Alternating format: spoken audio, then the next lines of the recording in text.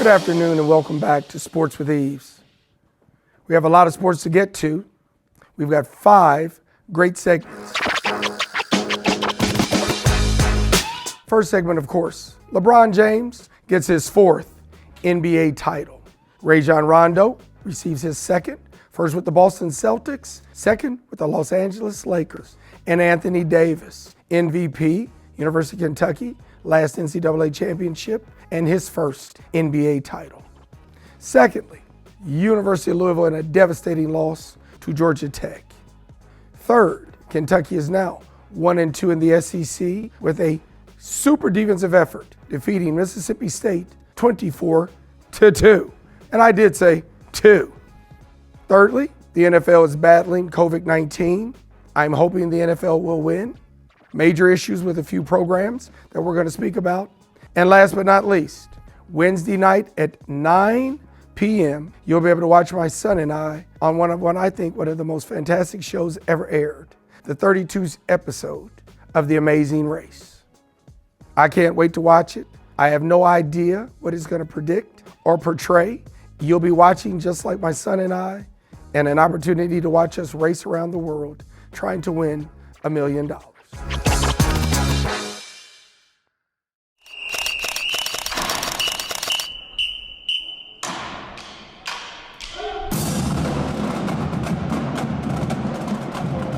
The history of Simmons is extremely rich. It is one of persistence and one of achievement. The HBCU culture that Simmons provides to the city is unlike any other because of its rich history going all the way back to 1879, and it lends just an incredible value for our community to have such a jewel and icon in the city.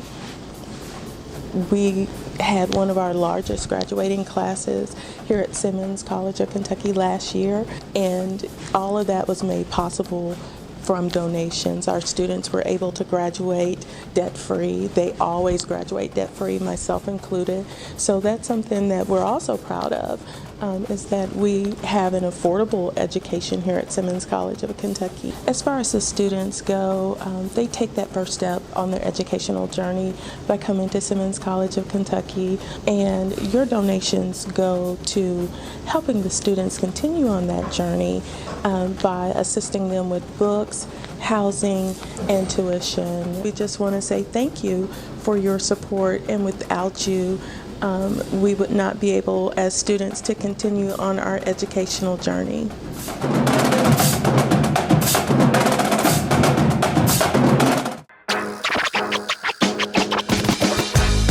And that's it, it's over. This historic 2020 NBA championship belongs to the Los Angeles Lakers.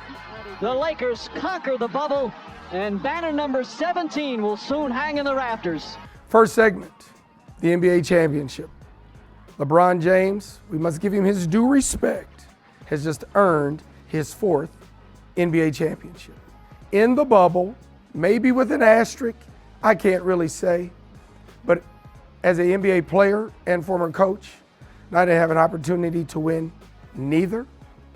I have to take my hat off to LeBron.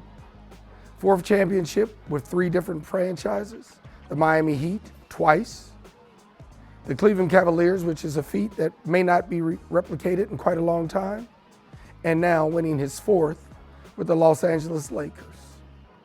That is the Los Angeles Lakers' 17th World Championship, tying them only with the Boston Celtics. 2 franchises on both sides of the coast that are the pillars of the NBA. For the NBA to be successful, you have to have the Lakers, LeBron James, Kobe Bryant, Magic Johnson, Kareem Abdul-Jabbar, Jerry West, Elgin Baylor. Boston Celtics, hard to forget, Kevin Garnett, Paul Pierce, Rajon Rondo, Larry Bird, Kevin McHale, the Chief, Robert Parrish, Dennis Johnson, John Havlicek, Paul Silas, and the list goes on and on. Both franchises have 17 world championships. I just want to congratulate also the Miami Heat. Mr. Butler and the crew did a wonderful job representing the Miami Heat. They played undermanned, hurt the entire series. They came back from behind in 2 series, down 3-1 to reach the NBA Finals. And they did scare the Lakers for a second, winning Game 5. It was a rout in Game 6. The Lakers were up 30 at halftime, went on to win, going away 106-93. LeBron James, you've earned your due respect. You're still not the GOAT. The GOAT is, without a doubt, Bill Russell with 11 championships. Michael Jordan, 6 for 6. Magic Johnson, 5 out of 8 years. You're 3rd or 4th on the list. I'm giving you your respect, but you're not the GOAT. 8-win year last year and a bowl game victory. Cunningham, Nice. throwback, got a touchdown. Marshawn Ford. The University of Louisville. I don't know where to start. Sometimes I just want to cover my eyes. When you start to watch my team play, it's intriguing to see the ebb and flows, the ups and downs. They'll have 3 or 4 possessions in a row to where they'll march down the field and score effortlessly. And then they'll have a 24-minute segment, the entire second half, where Georgia Tech, and I said the lonely Georgia Tech, will outscore them 32-6. It's phenomenal to watch. The turnovers are mind-boggling. 1 fumble after a number. 4 total possessions of fumbles, 3 were lost. Every time it seemed like Louisville was trying to get its footing, turnover would happen. When you lose the turnover battle in a college game, in a professional game, you put yourself in an uphill battle. You're trying to push an elephant up a hill on a slippery slope. Hard to do. For Louisville to be successful, they're going to have to cut down on their turnovers so that they can minimize the time that their defensive unit will be on the field. Brian Brown, the defensive coordinator at University of Louisville, young man, trying the very best that he can. But they have limited talent, and their schemes, I can't take Brian off the hook, have been minimum at the best. We've seen Pop Warner kind of plays in the Miami game of 2 back-to-back touchdowns in the 3rd quarter on 1 play. No one's even close. We see missed tackles, which is nothing but a lack of talent on the defensive end. Not defensive ends, defensive end of the ball, which means we must recruit. Coach Satterfield and his staff must get out and get talented defensive players. Last year, 8-5 overall, 5-3 in the ACC. It seemed like, heaven had opened up. We turned it around in 1 year. Now we see the doldrums of what Coach Satterfield has inherited from Coach Petrino. Not much talent, not much effort. Last night's game against Georgia Tech was disappointing. One reason only, University of Louisville quit. That was the first time I'd seen in Coach Satterfield's tenure that the football team quit on him and themselves. As a former player, there's nothing worse. People ask, what do you do to be successful? 2 things. To play hard and to give effort, there must be a great scheme. What do you mean by scheme? A scheme is a game plan that your talent and your talent level can perform. You can't correct missed tackles, you must re-recruit. But when you have schematic schemes to where teams can throw the ball 11 yards and it's off to the races like a track meet, that is bad fundamental football. Brian Brown and his defensive staff needs to come together. They need to get a scheme together to where we watch missed tackles. Missed tackles means re-recruit. That's not the coach's fault. Bad schemes is the coach's fault. Not putting players in position to where they're comfortable in playing hard is the coach's fault. You must simplify things. There's an old saying in sports, I've done this all my life. Keep it simple, stupid. Make it easy for your players to understand so that they can play to the best of their ability. It may not win you the game, but it will build the franchise and the program. Upcoming game against Notre Dame, Looks like we're going to be 0 for 4 in the ACC. Very difficult task going to South Bend, Indiana. Last time that University of Louisville went was my first time on Notre Dame's campus. Reggie Bonifant at the quarterback, now a professional player for the Carolina Panthers. University of Louisville went to South Bend and came away with a W. I don't see that transpiring. Malik Cunningham is going to have to play better. He's going to have to identify defenses. He's going to have to find open wide receivers, and he's going to have to deliver the ball accurately for University of Louisville to have any chance of winning on Saturday.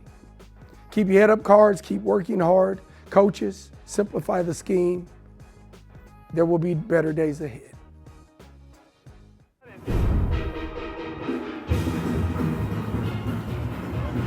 Well, this way. Congratulations, you are the flying Omega on the first flight. Oh, ready, ready.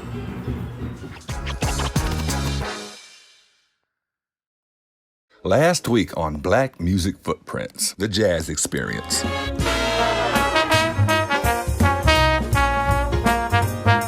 When I am in front of an audience and playing, especially somebody's dancing, they're grooving it, you're feeling the music a different way.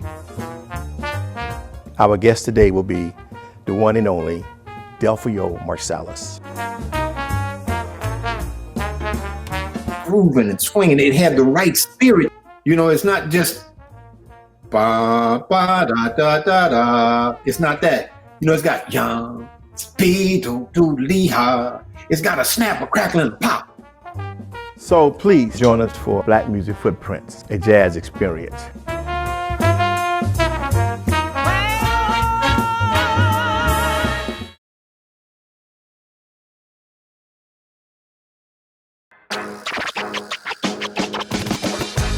Right, tight end Bates on the left side, setback Rose to the right of Wilson.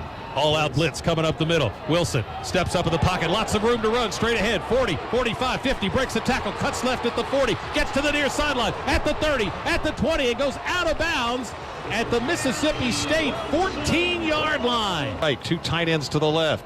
Wilson looking over the middle, fires. Caught it, touchdown, Kentucky! What can I say? When you're saying 24-2, I don't know what kind of sport that is. That's a score that I have probably never seen in my entire life. 24-2. University of Kentucky defeated Mississippi State at Kroger Stadium. Everyone thought it was going to be a rain out. It was not. It was beautiful weather. And Kentucky was able to manhandle Mississippi State. I mean, completely dismantle them defensively. Brad White, defensive coordinator for the Kentucky Wildcats, dropped 8 defensive back numerous times to confuse the quarterbacks at Mississippi State. Coach Leach thought he was coming in with an air raid offense. I don't know what happened to the air, and there was definitely no raid. Kentucky had almost as many interceptions as they had completions. The University of Kentucky defense had 6 interceptions. 6 in a football game. Unheard of. Most of the time, though, Kentucky fans, when you have 6 interceptions, it is a rout. Well, the actual score was 14-2 midway the third quarter, which meant Mississippi State was not out of the game. That doesn't bode well. Why? Kentucky's offense was literally, the defensive team had 4 interceptions, and Terry Wilson had 1 completion. Let me tell you that again. The defensive backs for Kentucky had intercepted 4 passes from Ole Miss, and Kentucky's quarterback had only completed 1 pass. Terry Wilson and the offense has to play better. They've got their arch rival, Knoxville, Tennessee. The Tennessee Vols are waiting for them. Kentucky has an opportunity to win, defeat the 17th ranked Vols, but they're going to have to initiate offense. They're not going to be able to rely on their defense to pitch a shutout, a 2-point shutout for them to come away with the victory. Both teams are going to have to play well, offensively and defensively. Coach Stoops is going to have to get his defensive staff, again, and Brad White to play at the level that they played against Mississippi State. And the offensive team must produce some points. The ground and pound with the offensive line, the big blue wall is formidable. Kentucky's going to have to establish their running game through Rose Rodriguez. I think that Cavassier Smoke will be out Saturday's game, I do believe. We'll have to wait and see. Game time decision. I'm picking the Wildcats in an upset. Go Big Blue. Opportunity to get their second SEC win, but it will be a challenging game. Moving to the NFL. Week 5 has transpired. A lot of teams are playing well. Kansas City Chiefs, first loss. Lamar Jackson, Baltimore Ravens won, but a disappointing effort from Lamar defeating the Bengals. He was not accurate with his passes, -2 yards rushing. He was injured the week before, didn't practice, and just wasn't up to task, even though the Ravens were able to come away with the W. But more importantly than that, the NFL is fighting a foe more difficult than the other opponent. They're fighting COVID-19. You've got the Tennessee Titans. They've had 24 players test positive. 24 personnel members test positive. 13 players. You've got the New England Patriots and a fan favorite of myself, Cam Newton, tested positive to COVID-19. You have the league and teams canceling and postponing games. You've got Sunday games at 12 being played Tuesday night at 8. The NFL is doing everything in its power trying to control this virus that is running rampant throughout the world. I wish the league the very best.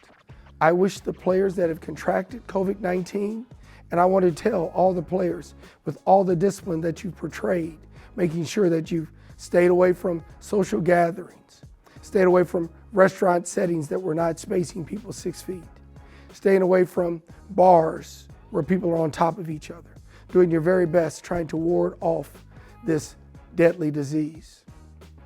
I want to make sure that we keep everyone safe, players, personnel, coaches, and fans. But the NFL is doing its due diligence, and we must make sure that we social distance, wear your mask, and make sure that you take care of someone else through these trying times. I'll be watching the NFL this Sunday. Best of luck to all the personnel and players and staff.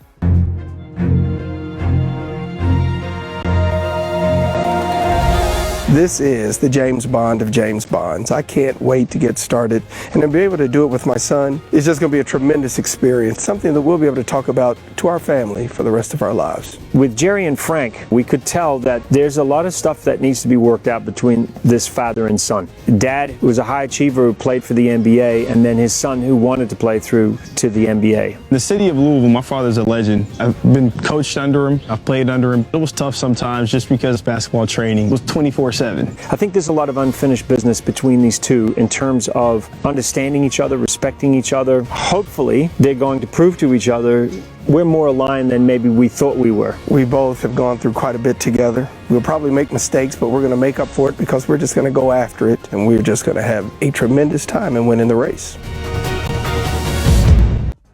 The Amazing Race? Did I say The Amazing Race? I should have said The Amazing Grace, because I needed it. When my son informed me that we had an opportunity to be on The Amazing Race, I had never watched the series. I had seen the commercials, of course. I'd seen people running through airports. I'd seen people jumping over goats. I'd seen people going in holes. I'd seen people searching for clues. But never did I think that I would have an opportunity to go on The Amazing Race. Well, the phone rang, I picked it up. That was mistake number 1. Mistake number 2 was I got on a plane and flew to California and auditioned. That was mistake number 2. Mistake number 3 was when the producer asked me, how you gonna win the race? And I directly told him, well, I gotta watch it first and I'll let you know. He said, Mr. Eaves, that was a gut punch. I said, well, I wasn't gonna fib to you. That was mistake number 3. Mistake number 4 was getting the telephone call saying, you're on the race. I went from sweats to chills to not disbelief to calling my son saying, you're not gonna believe this, but we're on. My wife and family, baby, you're not gonna believe this, but I'm on. My daughters, Ashley and Lee, you're not gonna believe this, I'm on. To Gwen Blackburn, my boss at Simmons College of Kentucky, you're going to have to coach the team because I'm going to be gone for a month. Everybody said, you have lost your mind. Well, all I'm going to tell you is this. I can't tell you where we went. I can't tell you what we've done. I can't tell you who won, who was first off, second off, third off. All I can tell you is this. It was an opportunity of a lifetime. I tell everyone, send in a videotape of you and your friend, your spouse, your mom, your dad, your sister, your brother. Make it funny, because they want personalities. Make it really funny. Because if you get a chance after COVID-19 to race around the world and see the things that these eyes got a chance to see. I was 59 at the time. And I thought I'd seen a lot of things. I'd seen Final Four championships. I'd seen the city of Louisville waiting for us to cross the bridge from Indiana. I'd seen 1982 Final Fours with 72,000 people. Someone named Michael Jordan playing in the game. I thought I'd seen a lot of things. Until Phil, the host of The Amazing Race, said, raised that eyebrow and said, are you ready to go on a race of a lifetime? I was sitting there saying, time out, I'm not ready. He said, go. I started running. And all I can tell you is, tomorrow night at 9 p.m. will be the first episode of the most exciting thing that I've ever done in my life. Stay tuned, stand by. Because when a body part falls off, I may need you to help me pick it up and put it back on. This is Eaves Sports Radio. I love you, can't wait to speak to you next week, and all I can tell you is, I'm out.